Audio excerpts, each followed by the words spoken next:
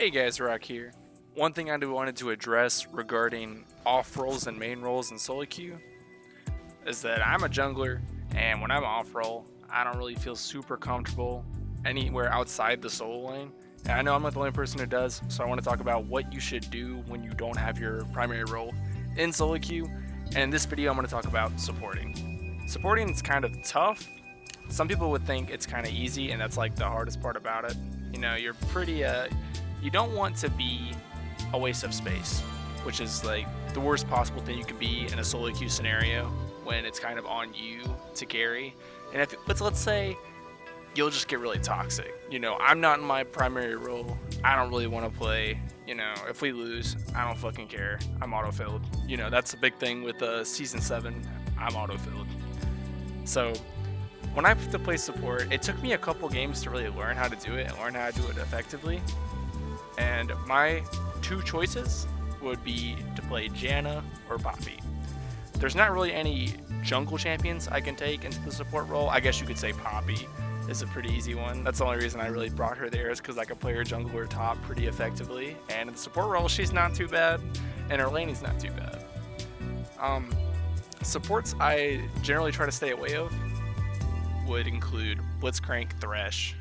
Those are like the support mains, people who can actually play the role effectively. And reasons I wouldn't play healing or shielding supports like Karma or Nami, they're just really not my playstyle. And honestly, Janna's not my playstyle.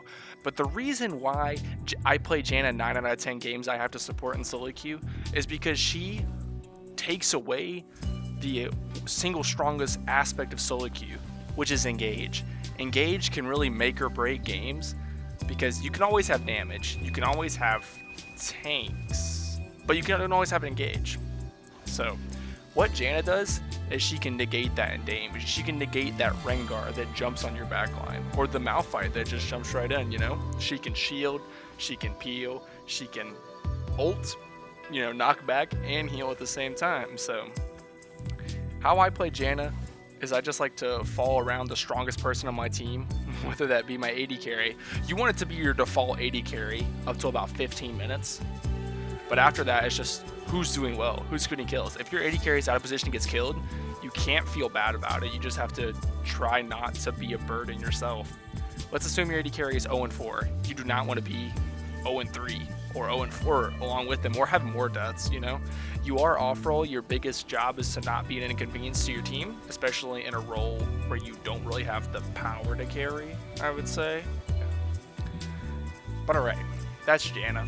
Your job's to peel. You pick Janna whenever you're blind picking, because she's pretty good in most support matchups, and also when the enemy team's heavy engage.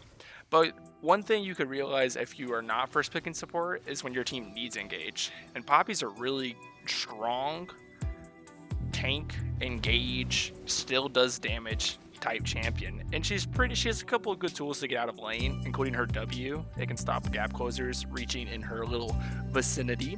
And past level 6, your ultimate's really good for knocking away like people off your AD carry or off of you. I would say Poppy's a bit more forgiving than the other engage supports, like Leona, Braum, and Blitzcrank. Poppy's pretty hard to kill with her damage reduction on her passive, and also her W and her R, as I said. Past level 6, she has a really good peeling tool. Whereas other engage supports like Leona only goes in. Braum can W to his allies to escape, but that makes you ally dependent, which is something you really don't want to be in solo queue. And Blitzcrank, you can only pull people in, so that's kind of rough. Alright, so then the next thing I want to preface is, what do you do versus Thresh? Thresh is a good Thresh can shit on any Janna and any Poppy. So what do you do in this scenario? And I would not recommend this if you are above platinum. And I'm going to say a good way to deal with Thresh is with Annie. Out in lane, it's pretty bad. Annie's very short range. She's very squishy. She's susceptible to being killed. But one thing that's really nice about Annie is she scales really well. And she has nice damage. And she has a good AoE stun. So you can always be useful for your team because you can provide engage, similar to the reasoning I say Poppy's pretty good. But one thing you can really do on Annie is you can drop your tippers on top of Thresh's lantern and deny people the escape. Not really important to the argument as to what's a good support in solo queue, but I still think that's a nice little thing, you know? Yeah, and you can roam early game and make plays if your AD carry sucks. But yeah, these are just some things that cross my mind when I have to play support in solo queue. Something I don't really want to play in normals to practice. So I just show up in solo queue, you know, in my promos or wherever I'm auto-filled, and it's just like, oh, I got to support. And I think it's really important for that not to be an automatic loss, but to be, you know, a good chance at winning. So that's all I got to say about that. I have to reiterate this. When you are off roll, the game is not always in your hands, and it is the most important thing to not be an inconvenience to your team. You want to help the people that are on their primary roles to carry the game. And instead of making that into every single game you lose, make that more like a I lose every 5 out of 10 games instead of every 9 out of 10. But as always, it's been Rock. Thank you for watching, and until next time.